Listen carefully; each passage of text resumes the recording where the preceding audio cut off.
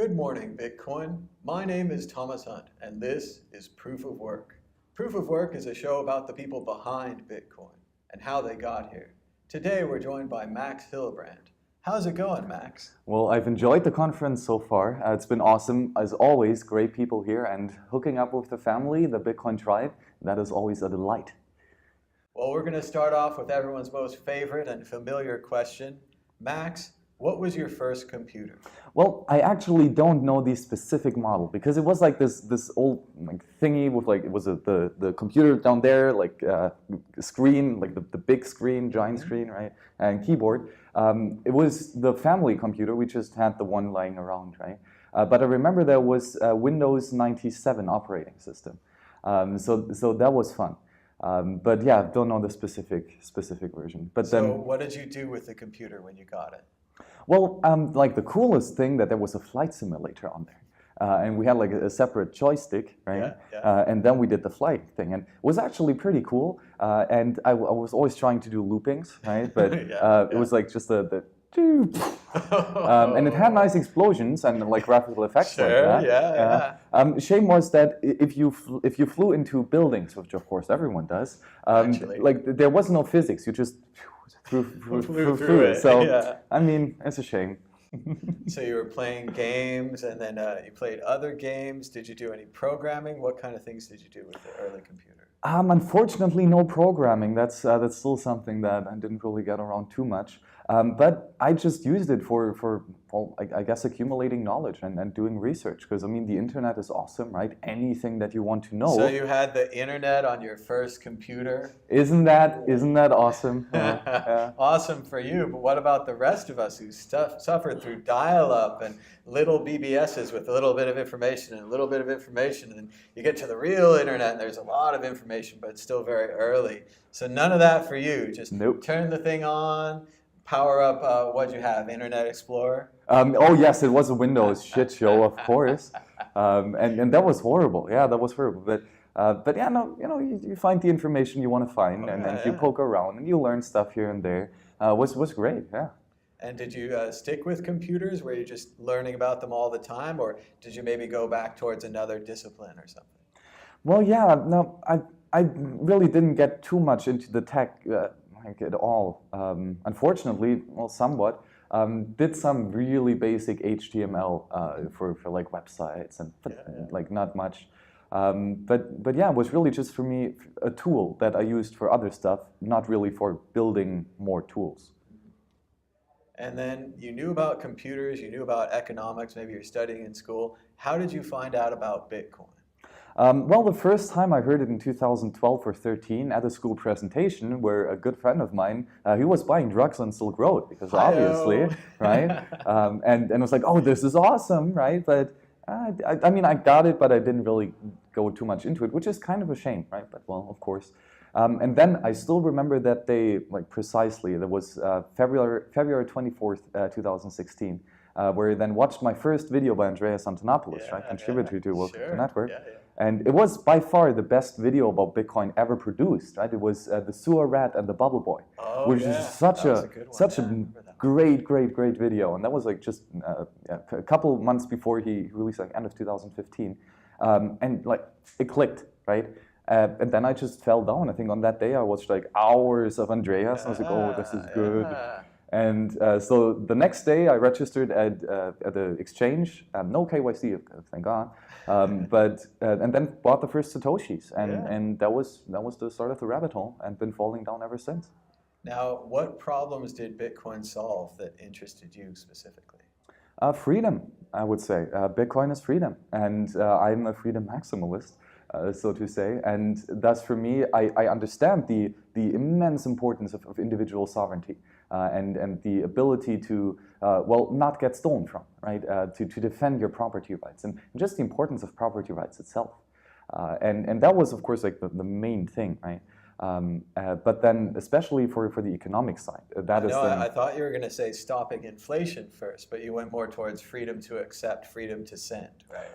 Yes, exactly. And well, I mean, I define freedom as not being stolen from, right? Sure, and inflation is theft, people, right? Yeah. But Well, I mean, then I would say it's tough to say which is more important, right? The short-term freedom, do what you want, or the long-term consequences of sound money. And I would say that over the years, I've really much more appreciated this long-term decrease of time preference, like built for several generations. That mindset switch, which I've especially experienced since UASF, where I sold the last shitcoins, including fiat shitcoins, then that really just, well, I'm like living proof that this actually happens, that the sound money decreases your time preference. And it's very profound, and just experiencing that is ineffable. So now that you knew about Bitcoin, how did you get involved in it? What did you want to do? Did you want to join a company, start a company? What kind of steps did you take after you found the Bitcoin? Education was pretty much the first thing I did. I could never shut up about Bitcoin. So first it was my family I'm sorry. And then friends, right? And I was yelling at them like nonstop, look into Bitcoin, it's dope. And we were like all bankers and like economics people, and like we know the economic side, and like a lot of them freedom people as well. So that was definitely the first one. And then once I convinced 2 or 3 of my peers to that, then we just did meetups nonstop. Like every weekend, we were at some bar getting together, talking about Bitcoin, educating others, with like PowerPoint presentations. Everything was pretty and stuff. And you're bothering all the bartenders and waitresses, trying to get them to take Bitcoin. Oh, for sure, for sure. And I mean, I've worked in restaurants for my entire life, pretty much. And well, okay, since I was 9, so not the entire life. Child labor, yes. Seriously though. Teaches them up. Yeah, exactly. I learned a shit ton from that, and so so restaurants. I mean, it's a perfect fit for Bitcoin, I would say, and a great way to just trade your goods and services for Bitcoin. And me being more on the entrepreneurial side of the restaurant business, I understood also the value of Bitcoin for just like, it's yours, you get it, that's it. You can buy your supplies if you need to, and of course, like there's no longer risk of theft, right? If you have your private keys somewhere in your safe, and you have a watch-only wallet for your bartender, then he can just accept your Bitcoin, but he cannot steal from you, all right? And so a couple of my colleagues, unfortunately, stole from my boss and me as well, and then you realize this, there's a lot of trust with people handling your money. And with Bitcoin, we can take away that trust and make it programmable and enforceable, right?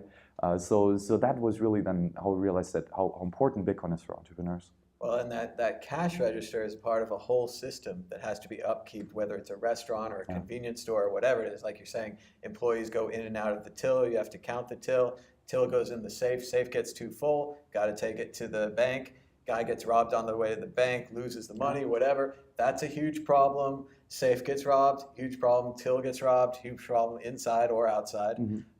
Money is fake inside the thing, could be counterfeit money, or miscalculations, all kinds of other problems that can occur. And Bitcoin removes all of those. So it is a surprise that more restaurants haven't switched over to it. But again, they aren't the technical ones. They are the food people. They're bringing you the food. Exactly. They're very specialized. It's not reasonable for them to think, know about economics or know all these things. When Bitcoin's ready, it will come to them, and maybe it'll be the Lightning Network or something else. But I do think it solves that cash register problem incredibly well. Yeah, and I think just there are many cool things that you can do. I think especially with Lightning, with the instantaneousness for a restaurant. So, right, you see this big screen outside. It says like coffee, like 1 million sats, pay here, QR code. You scan it. Instantly, okay, check mark. Somehow you get an authentication code. You walk in, you say those words, the authentication code. You get your coffee, drink it. Perfect. Like you have the jukebox. You might have like a beer tap or something interactive. Sure. There are a lot of things that you can do. Well, they have mixed drink machines now in Vegas. You push rum and Coke. It measures out how much rum. It measures out how much Coke. Bartender is going to be eliminated by automation. But if you add a Lightning code or a Bitcoin code, you can just pay. And then the machine itself is an entrepreneur. It makes money, it makes drinks, it makes everything but conversation. well, okay, I would push back though here, because I don't think machines can be entrepreneurs, because entrepreneurs requires human ingenuity, right? And this desire to remove uneasiness is something that only like conscious individuals have. And I would say here machines, thus in the Austrian sense, in the praxeological sense here, not quite entrepreneurs. But I get what you mean. I don't know. I would use the example from, of course, an incredibly diverse and powerful piece of literature called Hot Tub Time Machine 2, in which the automated cars are treated as people under the law because of a treaty with the automated car empire of people. Now, the automated cars can petition the government to kill a certain number of people. So I think it was, I forget the actor's name, but he was very rude and mean to the car. And the car was like, can I kill this guy? And it went right up through the systems, and they were like, yes, you can. And so the cars, that's how they solve that problem of, should the car kill this person or that person? Well, you let the car decide. So I don't know, autonomous things like cars and autonomous driving vending machines and autonomous little pickup snack machines and all kinds of things. And they could even own a second car, have the second car go out and work, and then that car could stay home and retire. I don't know where these things are going to go, but I do think they're going to be acting more and more like us than we think, sooner than we think. For sure, and that was something that was one of my very early mind blows, thanks to Andreas, when he said, like, yeah, you're on a car, you want to speed across, right? You just pay him, like a couple Satoshi. Pay more. And I was like, wow, yeah. And then it's like, oh yeah, we can have a taxi company, right? The taxi itself, right, gets paid in Bitcoin. You go to the gas station and the taxi pays for itself for gas. Then the tire is broken, it drives to the repair shop, and then directly pays the entrepreneurs who are doing there. Just having this way for machines also to transfer value, now that we have programmable money, is awesome. So you're watching Andreas videos and you're getting educated, but how did you end up in the World Crypto Network? How did I get here? What is going on? Yeah. Well, I mean, especially during the Bcash debacle and UESF and all that, I was so close of becoming a Bcasher, right? Because first and foremost, I was libertarian Austrian, right? And so Roger was very compelling for me, and especially his argument, which I to this day believe is valid, that a block size limit is a economical artificial limit that is on the economic side a net negative, right? And I think he's right there. And he sold that pretty damn well, especially for those who understand the dilemmas here of having these centralized enforced limits.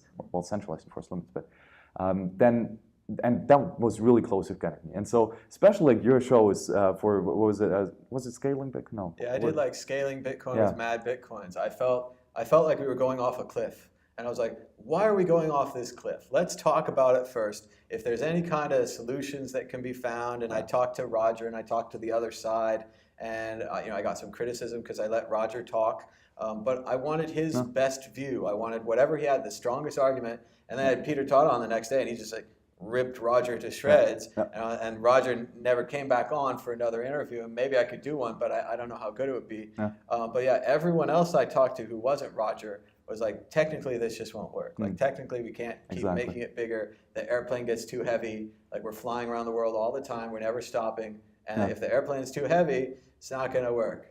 So again, I was with the small blockers or whatever, and I think we prevailed. So. Of course, and I remember on the day of the Bcash fork, like in my room watching the 8-hour live stream, right, and just walking around in circles in my room, like, okay, this, and thinking like, okay, no, forks are evil. Like we shouldn't do them. That's not Bitcoin. Like if we fork Bitcoin, especially a hard fork, it's a copy of Bitcoin. It's no longer the original. And like especially your videos with Roger helped a lot with that. And that's why I really don't appreciate the pushback for some like Peter McCormack recently or the WCN as well of giving these people a platform.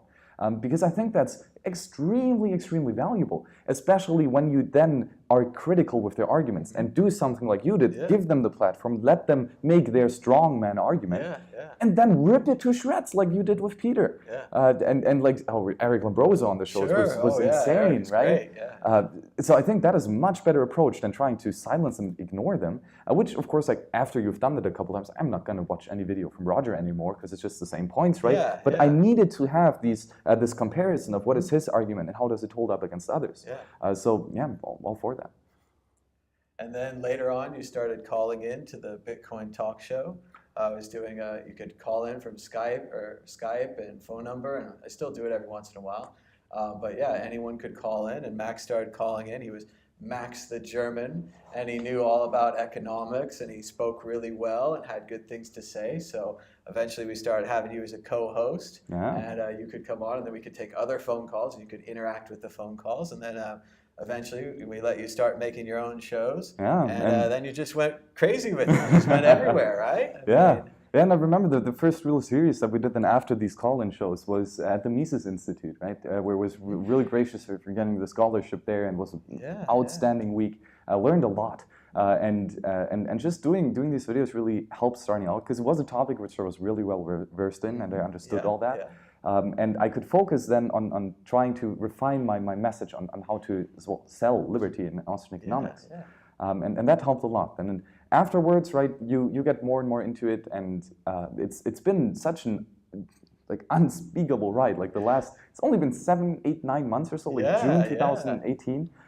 But the amounts that I've learned and the depth that I've increased my understanding of Bitcoin, and of course the people that I've met, and the connections and the friendships that I've tightly woven together, it's unspeakable. So I can only recommend to be active and to speak up, because once you do that, once you actually manifest into reality what you know to be true, it is so unspeakably powerful. Well, if you speak, and it really helped me a lot.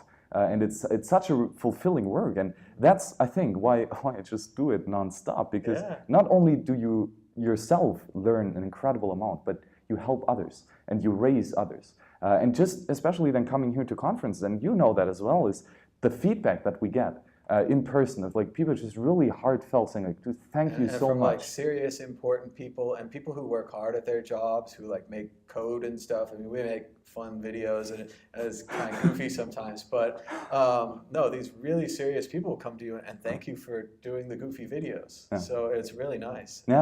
Exactly. And so for example here, the yellow belt that I'm wearing right now is from the Wasabi Wallet Dojo, right? So I did, I don't know, like 40, 50 videos about Wasabi, like really in depth. Because I can't code, right? But it's beautiful software, and I want to see it increase in adoption because I want to have a higher anonymity set myself, right? So again, it's somewhat selfish. And so doing these videos, of course, got me close to Adam, and we talk a lot, and he teaches me a lot. And then we came up with this dojo idea of somewhat, helping or giving recognition to those that support the project in other ways than just code. So Adam just yesterday at the conference and promoted me from a blue belt to a yellow belt. So I'm the first yellow belt in the dojo, right? And right again, like you do get that recognition and the reputation, and that is very powerful.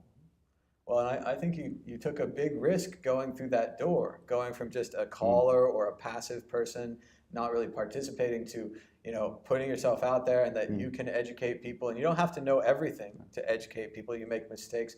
We all do things wrong sometimes, but you have to be able to accept those mistakes and to fix them, and then to keep moving, keep making things. And if you do that, you can be successful. You can spread your message, and you can go from just calling in to like meeting Adam back. I mean, and Slush and Stick and all these other guys here at the conference who, like I say, do actual real work. I'm totally. And we're like, great. It's amazing. For example, Slush came to me and was like, "Hey Max, you have fucking good videos." I was like, I know. What? So many times. I mean, like it happens quite often. It's always so insane, because I mean, like these people are heroes, and they really have dedicated and sacrificed so much. And getting their recognition is really, really rewarding. I mean, I don't do it for the recognition, but it's definitely a really nice part. And it gives you the motivation to keep going, right? And I'm sure you do 2012, right? So this is a long time. Right? Well, and you do just kind of keep going. But then, I mean, I don't know, we were just sitting here talking to Adam back, and, he's taking me seriously, and I'm not that serious.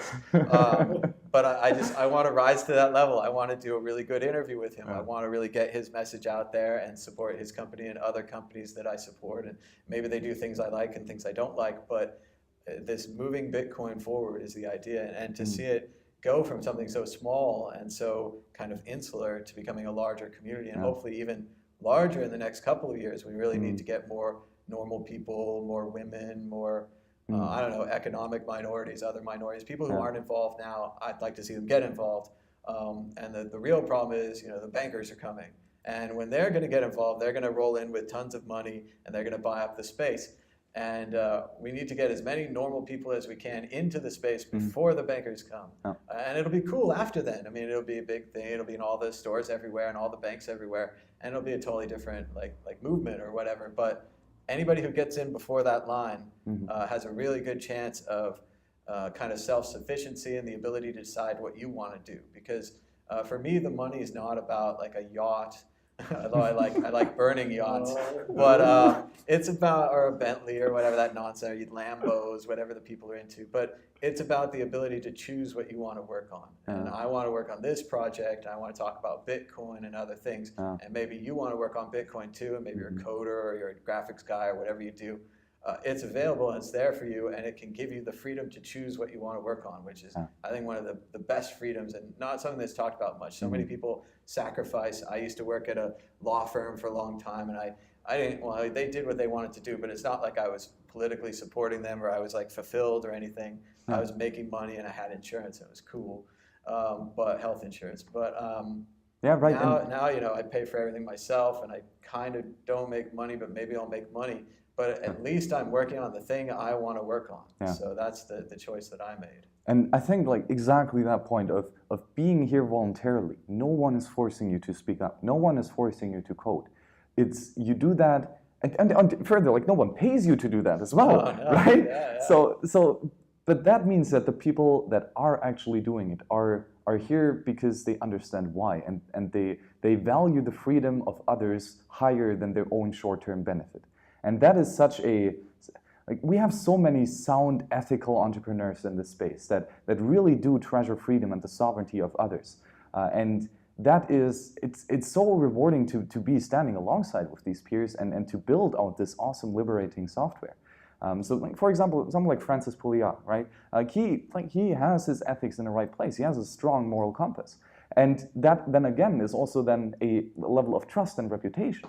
Right? I know that Francis is never going to steal from anyone. Like I just know that because he has built that reputation and he's proven that he is in this sound ethos. So it is very rewarding, and because it is so rewarding, people are actually in it for the right reasons and not just for the Lambos. Well, we had very much the same conversation with Slush just a few minutes ago, where he was like, I didn't want to hold other people's keys. I didn't want to hold their money. I was up at night worried about losing their money and all these kind of things.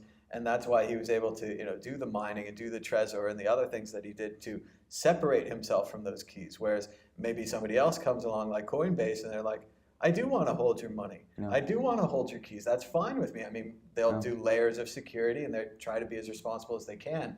But at the end of the day, there's someone who's ethically okay with that, and there's someone who's like, no, the new system works a different way. I don't want to interfere with that new way. I want to give it a full try. And sure, the new way results in people losing their keys and losing their money, but it also results in that freedom where you own your own keys, they're in your own bank, and you spend them how you want to spend them on what you want to spend. And it needs we need that entire stack intact. We can't just have half or the other half. We need the whole thing. Yeah, absolutely. And again, it takes a lot of work. And as we said, it doesn't mean that liberty and freedom is easy. It's damn hard. It's not easy. It's not supposed to be easy. And if you value your safety and the convenience higher than your liberty, then you are going to lose both. And this with Bitcoin, a strong reason why I'm still here is that we don't prioritize convenience. We do prioritize freedom and individual sovereignty. And yes, we're working on convenience. Like the user experience of Bitcoin was like infinite amount better than 5 years ago. Yeah, I mean, like 5 years ago, not even like hierarchical deterministic backups and stuff. So like you couldn't back up. The same with the Lightning Network today, right? You're going to lose your Lightning Network funds pretty easily. But we're not going to stop, and we're not going to just say, okay, well, we give up. This is difficult. You take my money. I trust you. Like no, we don't do that. We know it's difficult, and that's why we're in it. And again, that builds much stronger projects and companies. Definitely. Well, and is there anything new that you're working on, Max? I know you've just done a ton of interviews. Is there anything you want to tease to the audience? What's coming out soon? Oh yeah, so many good interviews. I think 10, 15, I don't know how many I'm going to do today. And right, I do want to make sure that we get a like the archive, right? This is for the long term. The videos that we produce are not for today. They're for 10, 20, 100 years in time, then where people want to go back and really accumulate this first-hand knowledge. And that's why it's important that we go to these conferences, and thanks to all the donors and sponsors who make that possible. It does cost money to go to these conferences, but you do get that personal face-to-face. I think you get a little bit of a better interview. The person knows you. They can see all your cues and everything that you're putting out. And I was sitting there. It's a little morbid. I don't like to say, but I was sitting there in the Adam Back interview, and I was like, I wonder if people watch this after I'm dead. Like, I wonder if this is one of those ones that goes in the archives and then gets a little clipped out everywhere. And that's not what it's about. And who cares, really? But it's about that we have this history, we have this chance to make a mark on it and to kind of keep a track of what we've been doing and why we've been doing it. And that other kids and people can come and look at it and they can be like, I want to be like that guy. I want to have like ethics and morals and I want my work to matter. And that if we can get those people into Bitcoin and they can help improve it and they can add their uniqueness to it, that's what it's about. I mean, it's the future generations and the ideas here. And maybe it's not even Bitcoin, it's Bitcoin 2 or 3 or 4 or some other project, but if it has the right ideas, if it has the right morals behind it, it will accomplish the same goal. And that's the goal that we want to accomplish. Exactly. And it always makes me cry as well, because one of the last words of Hal Finney on the Bitcoin Talk Forum, the post Bitcoin and Me, the last sentence was, "I'm comfortable with my legacy." And I mean, fuck, yeah, he is. That's right. And he's done, it's unspeakable. It is unspeakable. And this one man he's toppled so many tyrannies, and he's made so much possible. And it was just this one dude, but he made it happen. And it wasn't easy. And he didn't complain. And even with like the most dire circumstances with ELS horrible disease, yeah. But he still kept doing what he loved. Not because it was easy, but precisely because it was hard. And and just standing on the shoulders of these giants, like Adam Back included. I mean, it's an honor. It is an unspeakable honor. Well, and Hal Finney was a volunteer. He chose to work on this project. Satoshi puts it on the mailing list somewhere, and he was like, I'll work on that. And he starts fixing bugs, and he starts mining it, and he doesn't exploit these bugs. He gives them to Satoshi to fix. He could have just exploited them and had piles of Bitcoin or whatever. And it's his belief and his volunteerism, and the other guys, I think Matteo, something like that, volunteered very early. The early volunteers who helped Satoshi built this network. And then all the later volunteers came in and helped, and maybe you get paid for volunteering, you work at a company now or something that's not quite volunteering, but it's that same idea of helping the project and the idea of open source and these projects and everyone working together to make something better than we could just on our own. Yeah, absolutely. And like we say how Finney is early, but we're all early. Bitcoin is still very, very fragile, and we really have to make sure that we nourish it. Yes, both on the software, right, fix bugs and stuff, but also educating the users. And this beautiful piece of tool, a piece of software, but it still can be misused, and it can be horribly misused. And so if we don't make sure that we don't fuck this up, then we're gonna live in a pretty dystopian future that I do not want to be a part of. And that's what motivates me on keeping on doing this, because, well, if we don't do it, who else, right? And so if you don't speak up, you're trusting that someone else will. But don't trust, verify, do it yourself, and do it right.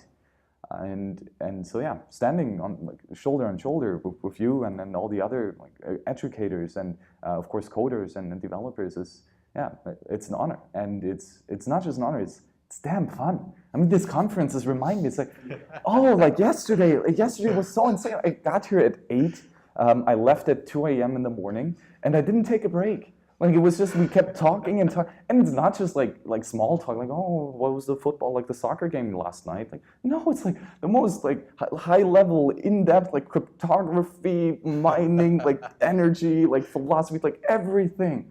And I did not yet have a boring conversation. Like at any of these events, because all these people here are here because they are passionate, and because they are so passionate, they're not bullshitting you. They're actually honest and trying to help you out and trying to help you understand this. And so that is, it's just a lot of fun. And good, because it's hard work, right? So we better have some fun. Well, I think we're just going to close with the old quote by Gandhi that you should be the change that you want to see in the world. And the other half of that is that action, I say again in case there's another metal drop, but action comes before motivation. This makes no sense to anybody, but this is how it works. You start working on your project, like I have to write a paper or something. So if I outline that paper, I'll get more motivated to write it, and I'll write a couple lines here and a couple lines here, and pretty soon the paper's done. Yeah. It's because I started with the action. Anyone can talk about a project, and we can plan to do things, but when you actually start doing the things, that's when you get motivated to do them more, and that's what you need to do if you want to get involved in this or any other project, is just start by taking action. Mm-hmm. So. Yeah, exactly. And right, the trivium is a way of education, right? So the first step is you start accumulating information. You seek knowledge, and you do that from a wide, eclectic array of sources. And you just take it in, regardless. If it's bad or good, that's to decide then later. That's an internal process of understanding, to discover truth, whether this information is good or if it's shit, right? But just understanding is not everything, right? You need to act upon you know what to be truthful. And this action of applying and manifesting in reality what you want to see is wisdom, right? So in the act of action and doing this, you then further start the circle, and you get your feedback and more information, and that just starts this awesome feedback loop. And action can be easy, like speech is action. And so what we do here, sharing this knowledge, is action. And that's why it's so rewarding, right? Because it's the easiest way of reaching wisdom. Because anyone can talk, right? And you can do as well. But doesn't have to be like... Writing is just like sustained talking. Yeah. And commenting on things is also action. And going back and forth, this whole internet that we built is all based on actions by users. Yeah, precisely. So do your part. All right. Thank you so much, Max, for joining us. Where can people check out your work? Obviously, the World Crypto Network right here. Subscribe down below. But you've also got a Twitter and a website and such? Yes. So @HillebrandMax on Twitter, and towardsliberty.com is my personal website with a lot of knowledge. I link to archives of Bitcoin, Austrian economics, and natural law, philosophy, and liberty. And then, of course, also links to all my videos, which almost all of them are on the World Crypto Network. A couple of hundred, probably like 300 soon, so quite insane. Yeah. Well, this is how you can get involved at home. You just start somewhere, start making them, and try to make it better the next time. That's what you have to do.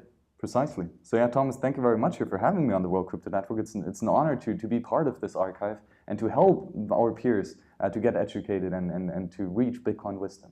And that's endlessly rewarding, and I thank you for all the work that you did and you continue doing, which is not a clear-cut thing, right? You don't have to, but you still do. And yeah, it's an honor and it's a great pleasure. All right, thank you so much, Max. Thank you.